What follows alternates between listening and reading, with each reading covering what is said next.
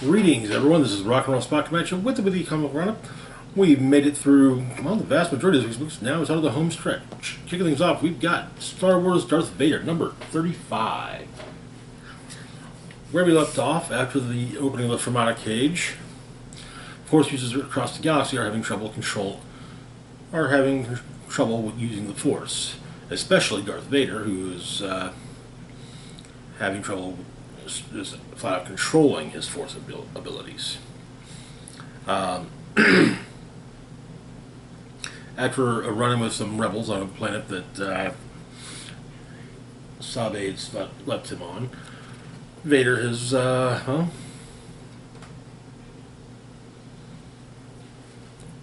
moved on to other avenues of control.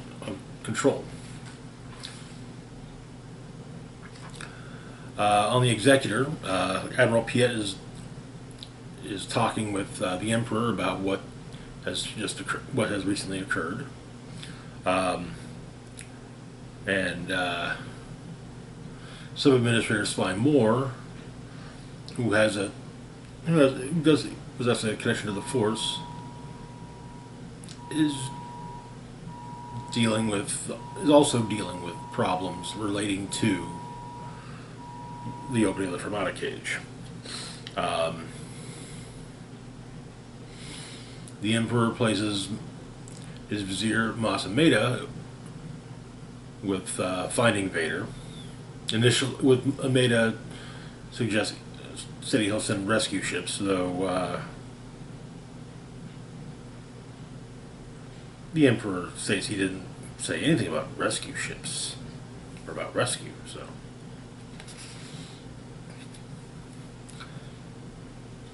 On the outer rim world of Saced, Dr. Aphra is playing Sabacc and cleaning up the table. Among her opponents is Ochi of Bestoon. And Ochi tries to interplay one more game, or one more hand, but the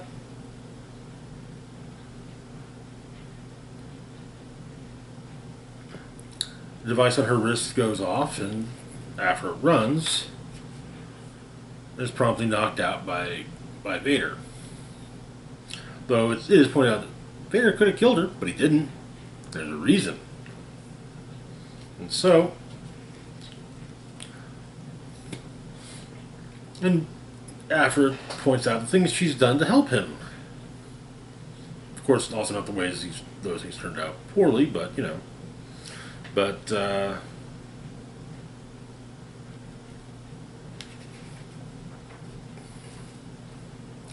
trio are attacked by bounty hunters.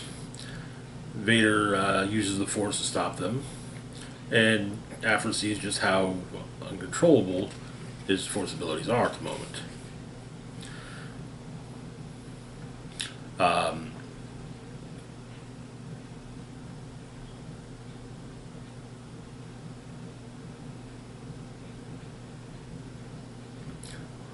And Vader, however, says that he wants to find something that could eclipse his powers. And so, they go to an out-of-the-way world.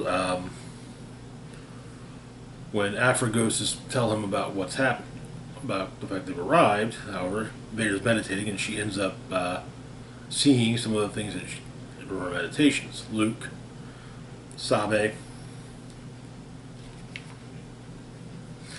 But so they're on the planet Ringo Vinda to take care of the booby traps. Vader pushes Ochi into the lab of a separatist scientist and kyber expert by the name of Dr. Stan Zally. Basically, making sure that neither him or Aphra have to deal with the booby traps. In the lab is a device known as the Zally Shield, made of pure kyberite, which is what kyber crystals mature in. Um,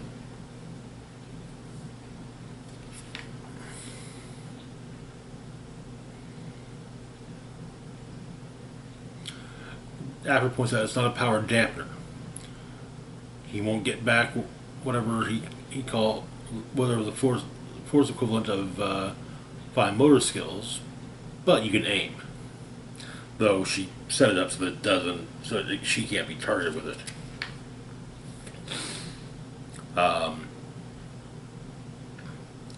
After sees more of the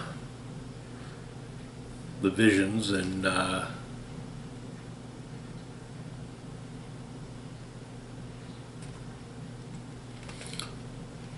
Vader's head. However, before they can escape, they're cornered by yet another group of bounty hunters. And that is where the issue ends. The whole force, Vader having losing control of his force skills that is definitely an interesting story arc to explore between Empire and Jedi, especially as we get closer to the events of Return of the Jedi. Moving on, though, to our next book, we have Star Wars Son of Starros, number 5. Where we left off, the Starros women, aside from Sana, were in the custody of the Empire, and Sana's sister was going into labor. Sana, meanwhile, had enlisted the aid of David Longpop. Turns out that Sana's, I believe, sister, or cousin, sliced into some of the droids as soon as she got on her husband's ship, and was able to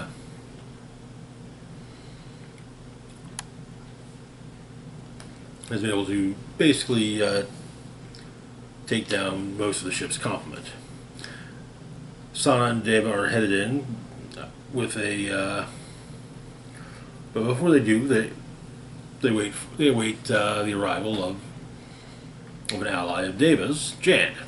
Jan, however, does not show up. In his place, however, is, well, another ally of Deva's, Hondo Ohnaka. Yes, I extremely thrilled to see Hondo. Yeah.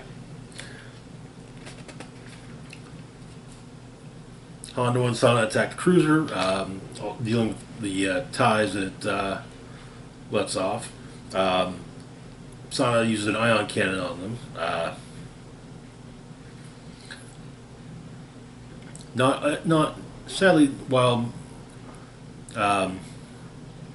knockout gas got through most of the ship, two parts of the ship were not affected, where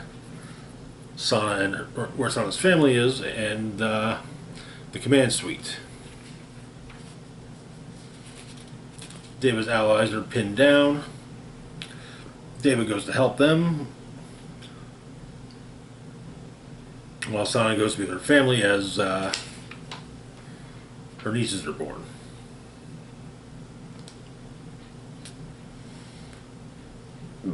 However, Sana has a plan utilizing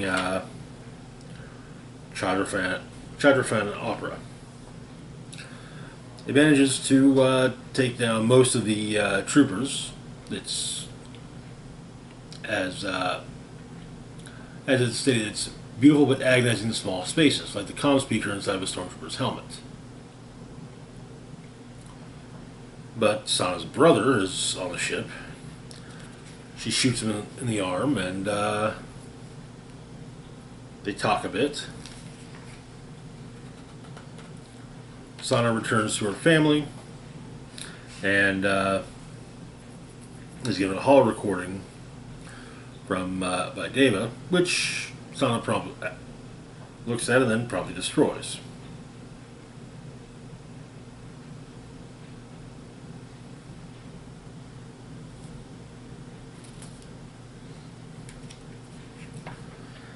The series ends with Sonna's sister, as well as her brother-in-law, in an escape pod together in the Hestian sector.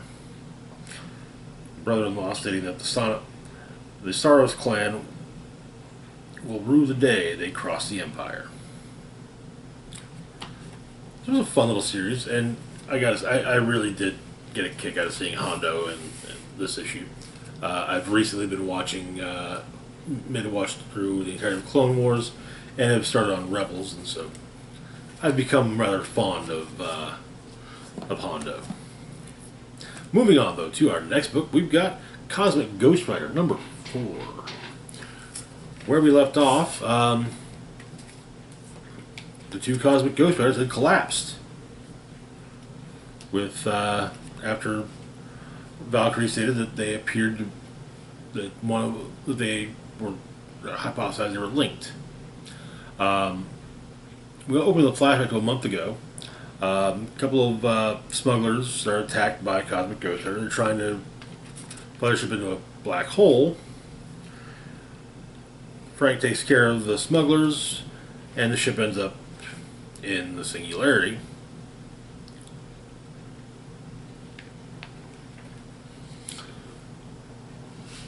Frank comes to on fueling station X987.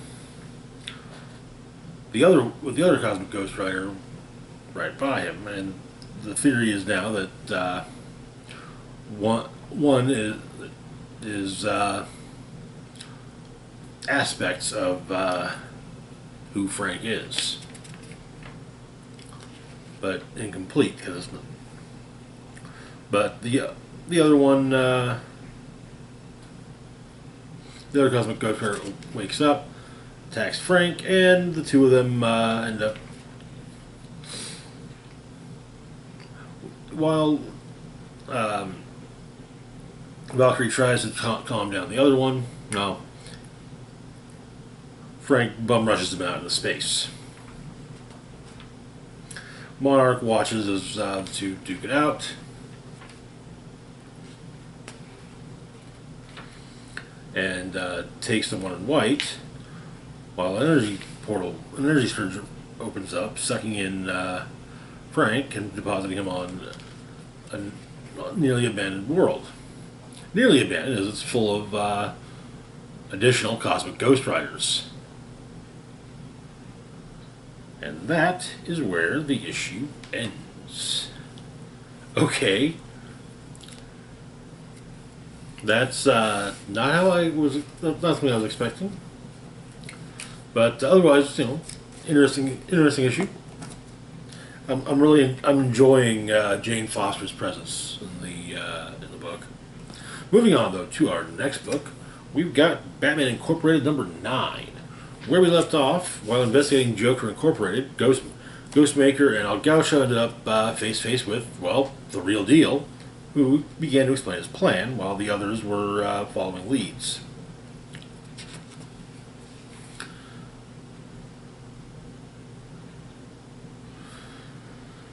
In Buenos Aires, the issue begins in Buenos Aires.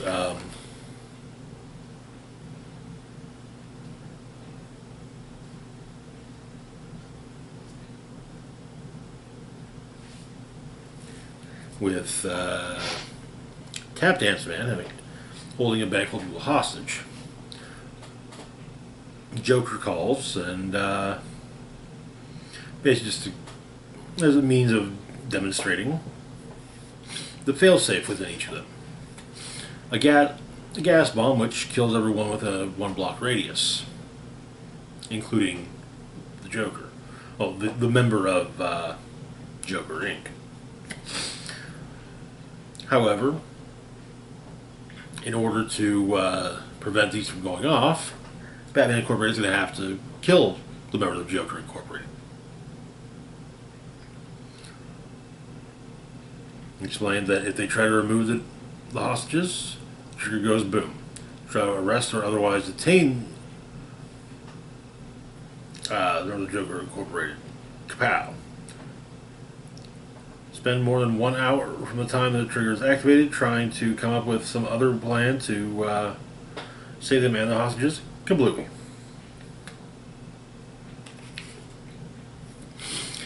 In England, Knight is looking into the recent escape of Welsh criminal Die Laughing. Yeah, yeah.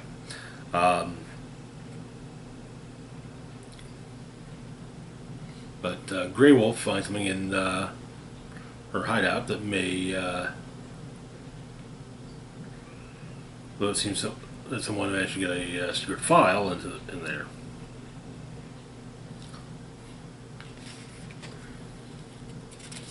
Knight and Grey Wolf head to Lampeter, while in Melbourne, Australia, Night Ranger and Wingman are dealing with another member of Joker Incorporated. Apparently, this one's taking hostages, and every hour he tosses out another dead one.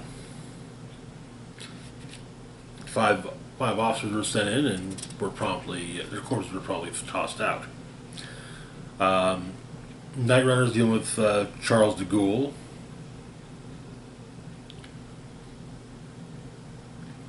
And the various members of Batman Incorporated all get in touch, comparing notes and say, yeah, this is more than just random. There's actually a plan at work here.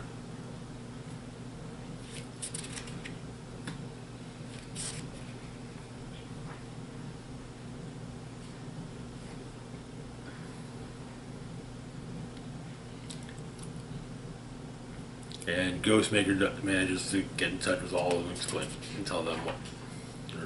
No, actually, he does not. Not yet. Clown Hunter and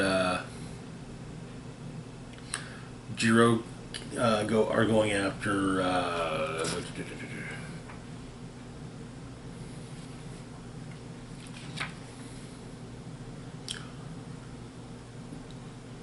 Dusty Bronco.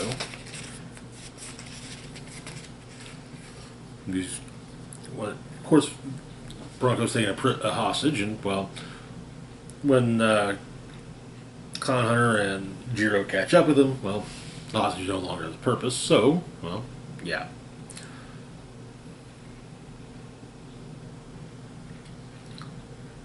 Joker makes good his own escape.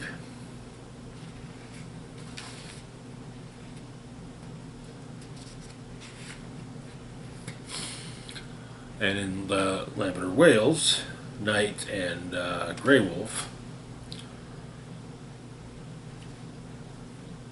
come upon another corpse with evidence being purposely left behind. In Melbourne, Night Ranger and Wingman are,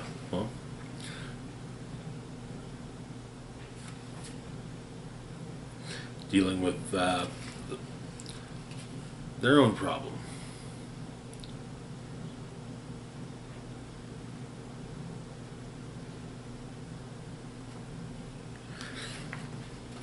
Wingman uses a taser on him, and that's when Ghostmaker gets in touch to explain, no, don't bring him in because this is why. Corvus Call is the name of the Australian Joker. Should be noted. As they're trying to figure out what to do, Call wakes up from being hit with a taser and runs Wingman through. And that is where the issue ends. The Joker Incorporated story is not. It's one of those. I shouldn't be surprised at it happening, but it's still just not a place I expected to see Batman Incorporated go. But okay, I like the idea that there are Batman analogs in other countries, and so obviously there'll be Joker analogs in other countries. Moving on, though, to our last book for the week, we've got Multiversity, Harley Screwed Up the DCU, number 4. Right? Yes. So, where we left off, Harley's made a mess of things. Starros taking over the Earth because of her bucking around with a time machine, and, well, yeah. And we see one of those points where she mucked things up, arriving on Themyscira, and promptly stepping on a pile of clay that was being molded by Queen Hippolyta. Yeah, she stepped on Diana.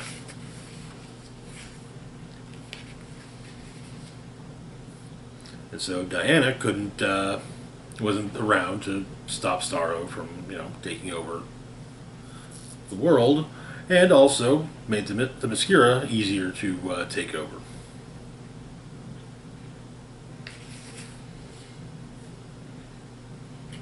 But Harley and Harley go and prevent Harley from stepping on Diana.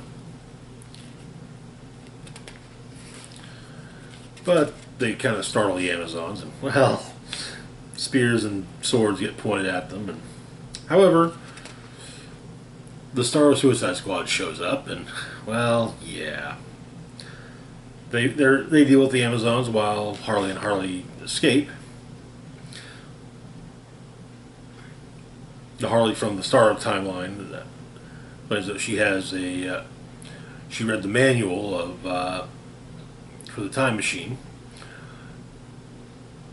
and that apparently Professor Incredulous says when it comes to time travel, always remember the reason something didn't happen that way is that's not the way it happened. But